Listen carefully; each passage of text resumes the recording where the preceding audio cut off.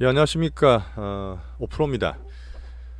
제가 시장 관련을 한번 짧게 지금 브리핑을 좀 해드리려고 합니다. 지금 가지고 계신 것들에 대한 것도 그렇고 시장 얘기도 중간에 짚고 넘어갈 텐데, 자, 저랑 좀 오래 되신 분도 계시죠. 이제 스타일도 아실 거고, 작년부터 계속 말씀을 드렸어요. 하반기 때, 그다음 올해는 정말 돈을 많이 버셔야 되고 수익을 되게 많이 내실 수가 있습니다. 여러분 성향에 따라서 뭐 짧게 친다, 뭐 더 열심히 매매를 한다, 여러 가지가 있겠지만 여러 번 강조드리지만 여유 있게 하세요. 제가 드리는 알람만 보셔도 되고 뭐 이것저것 다 안 보셔도 돼요. 차산이 적든 크든 포트만 특정하게 나눠서 알람 보시고 큰 포트 잘 홀딩하면서 매매를 하시면 올해는 정말 수익을 많이 볼 수 있으니까 너무 딴 사람들 부러워하지 마시고요. 제 것만 우리 것만 다 챙겨서 수익을 집중적으로 내시면 됩니다. 아시겠죠? 세상에 공짜는 없어요. 저는 그렇게 생각합니다. 저도 주식을 정말 많이 보는 편인데 실수도 많이 하고 틀리기도 하죠. 근데 그때 따라 또 냉정히 판단하기 위해서는 정말 노력을 많이 해야 돼요. 그 어떤 물리적인 노력도 필요하고 심리적으로 또 강단도 있어야 되고 스트레스 되게 많이 받습니다.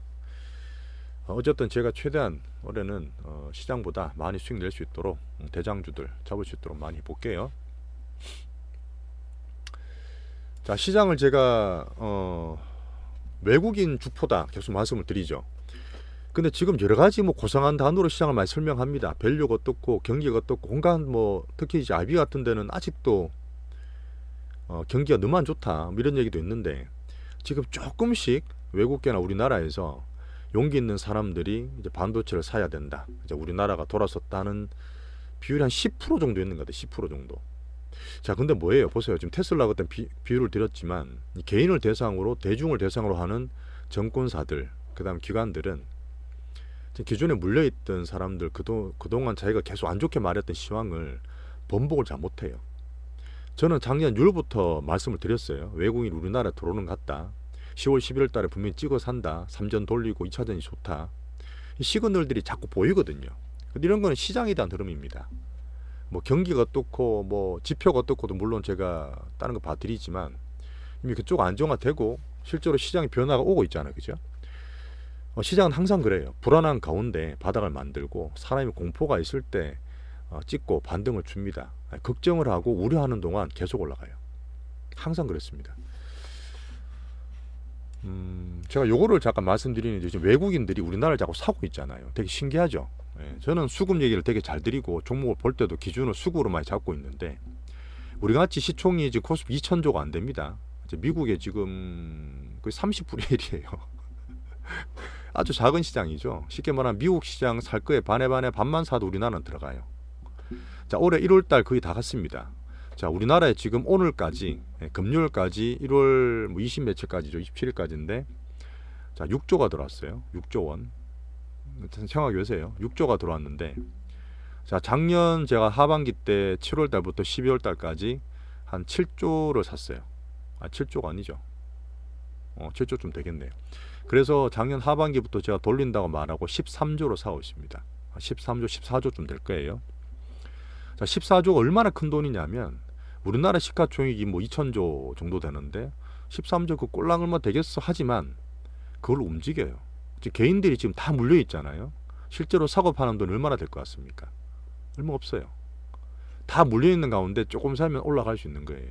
그래서 그 유동성 직접 사는 돈이 정말 중요하고요. 물론 우리나라가 시총 옛날에 많이 작았겠지만 이거는 정말 시장의 그냥 실질적인 얘기입니다. 정말 중요한 얘기고 여러분이 꼭 아셔야 될 거예요. 이런 걸로 분석하면 딴 데 이상한 데 잘 안 흔들려요. 솔직히 안 그렇습니까? 주식은 뭡니까? 사고 파는 전쟁이잖아요. 사는 놈이 이기면 올라가는 거고 파는 놈이 이기면 빠지는 겁니다. 작년처럼. 지금 외국인들이 베팅을 완전히 걸었어요. 우리나라에. 이런 상태에서 뭐 사고 팔고 짧게 먹고 지금 팔았다 밑에 사고 물론 중요하죠. 단기로 좀 봐드립니다. 하지만 올해 흐름상 정말 크게 먹을 수 있다니까요. 우리끼리 하는 얘기입니다. 작년 하반기 때 집 팔아 사자 그랬어요. 환율 같은 거, 지수 같은 거.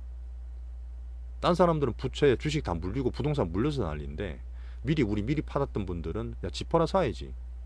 작년에 제가 12630이랑 261260 환율이나 지수 500억 들고 뭐 100억씩 200억 사는 형님 말씀드렸죠. 그런 분들은 진짜 집 팔아 사는 거예요.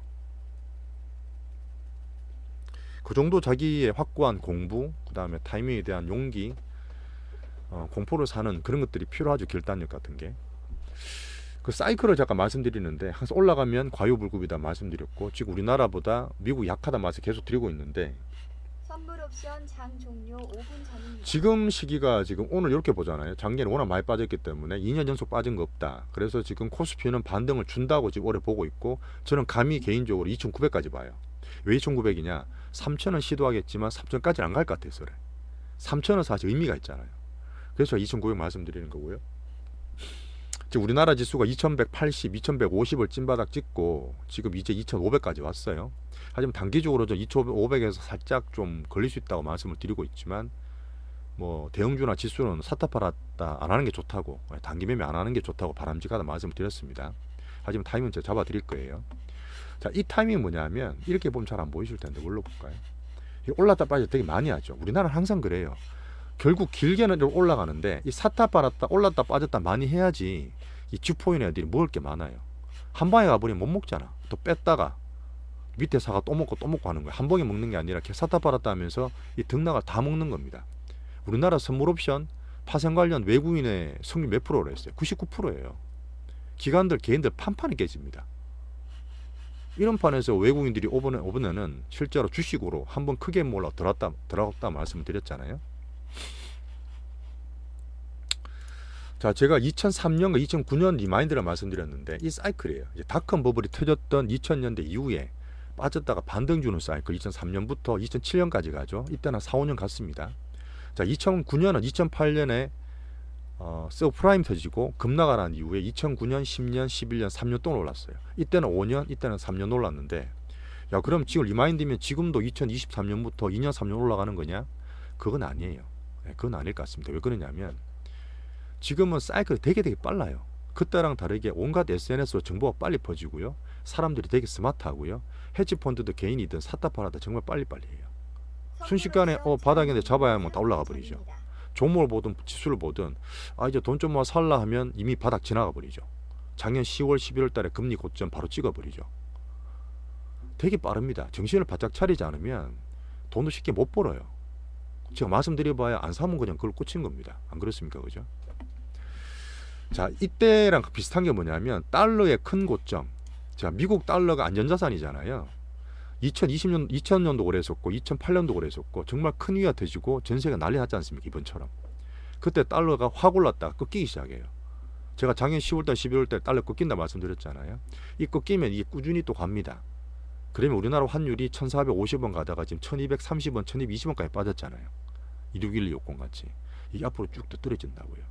그때 이머징 기회가 옵니다. 이 DM과 그러니까 선진국과 이제 선진국 이제 미국밖에 없으니까 미국과 비미국 간에 머니 체인징이 바뀌는 거예요. 이머징으로 한번 사이클이 오는 겁니다. 물론 이때처럼 중국이 계속 간다? 제조업 중국으로 다 몰려가 몇 년 동안 계속 호황이야. 그런 건 아니에요. 근데 우리나라가 중간에 되게 스탠스가 묘하잖아요. 그죠? 미중 패권도 있지만 기술 패권 묻고 있는 반도체도 하지마, 5G도 하지마, 2차 전지도 하지 마라 그러는데 중국은 전환해서 돌려요. 인구가 있으니까. 우리끼리 할래. 내순환 정책. 그럼 미국은 우리나라 같이 제조업 잘하는 특히 반도체나 2차 전지나 자동차 같은 제조업 강국을 적극적으로 이용할 수밖에 없습니다. 유럽은 바보잖아 지금요. 그럴 때 있어서 우리나라가 되게 큰 길을 하고 있는 거예요. 자, 그리고 지금 달러가 지금 약세로, 같은 얘기인데 달러 약세로 가고, 엔화가 작년 9월달 10월달 난리 났다가 미국 일본 같이 편먹고 저끼리 작당한다 말씀드렸잖아요. 엔화가 지금 서서히 선물 관련해서 금리 관련해서 정책을 바꾸고 있습니다. 요번 같은 케이스는 못했죠. 와시신데 이게 하긴 할 거예요. 그래서 엔화가 지금 강세를 가게 되면 항상 자동차든 아니면 IT든 가전이든 뭐 이런 것들 우리나라랑 일본이랑 경쟁하는 게 되게 많죠. 엔화 강세가 되면 얘도 수출이 덜 돼요. 그리고 반대 우리나라 수요를 봅니다. 우리나라 좋죠. 자, 그리고 지금 미중 관계가 작년에 말씀 못 드렸습니까? 작년에 정말 온갖 정치적으로 압박이 얼마나 컸어요. 전쟁 터졌지, 시진핑 또 연인만도 난리를 쳤지, 또 미국도 중간선거 터졌지, 또 각국이 여러 가지 우리나라 마찬가지고 큰 선거가 많았지 않습니까? 작년 우리나라 5월달에 대선이 있었잖아요. 그런 정치적인 가장 필요한 시기가 지금 지나가고 다 힘들고 지금 경제가 다 박살났잖아요. 그래서 올해는 제가 말했던 휴지기, 잠깐 쉬어갈 수 있는 시기, 끝난 건 아니지만 잠깐 쉬어갈 수 있는 시기가 오기 때문에 정시로는 기회가 될 수 있습니다. 자, 그리고 MSCI DM 선진국 편입을 하려다가 몇 번 동안 못했잖아요. 우리는 작년에 물론 안 됐지만 지금 외국인의 등록국제 폐지한다든지 외환을 풀어준다든지 이런 것들을 꾸준히 하고 있어요. 우리나라 정부에서.